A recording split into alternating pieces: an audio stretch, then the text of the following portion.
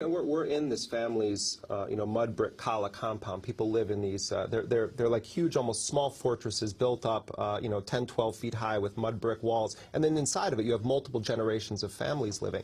And we went there and we were welcomed into their home. I mean, what really was humbling is, for most people that are targeted in these night raids, the only Americans they've ever met are the people that killed their loved ones and me and Rick.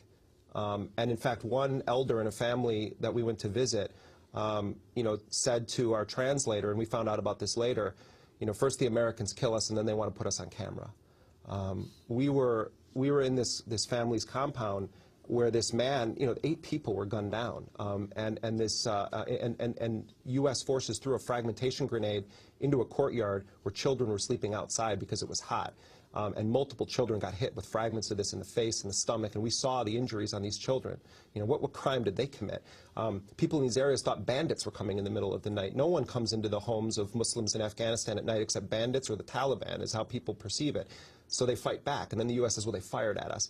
This little girl comes up to Rick and I, who we had seen her playing in the background when we were interviewing her father, and she came up to us and she said to our translator, I have something I want to say to them. How old was she? And she was, I don't know, maybe 4 to 6. Yeah.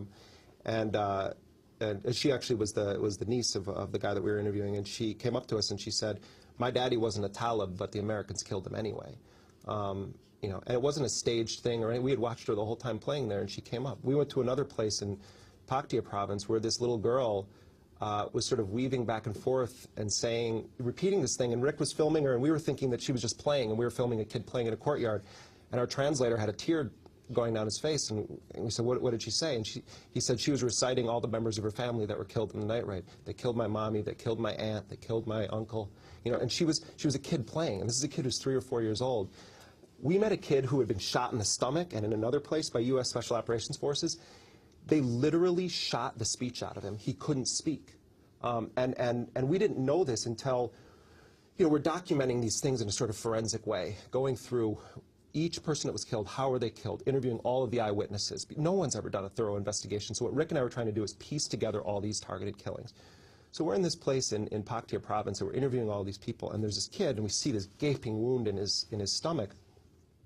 And so we bring the camera over to interview him, and the translator asks him a question, and he's just kind of going like this, and then someone says that he can't speak, and he just puts his hand in front of his face and just starts wailing in front of our camera, going, ah!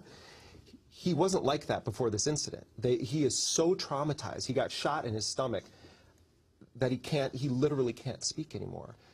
And so when you think about the collective punishment that's being meted out against people based largely on false intelligence, you understand why the U.S. is failing in Afghanistan. The insurgency is spreading. Were any